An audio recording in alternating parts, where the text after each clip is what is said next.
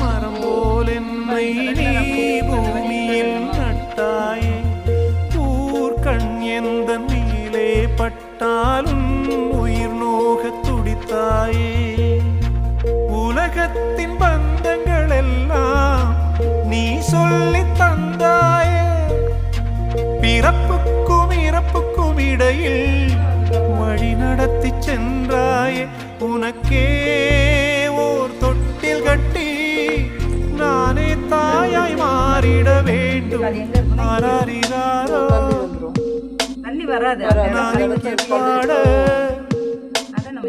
தாயே நீ கண்ணுறங்கு என்னோட மடி சாய்ந்து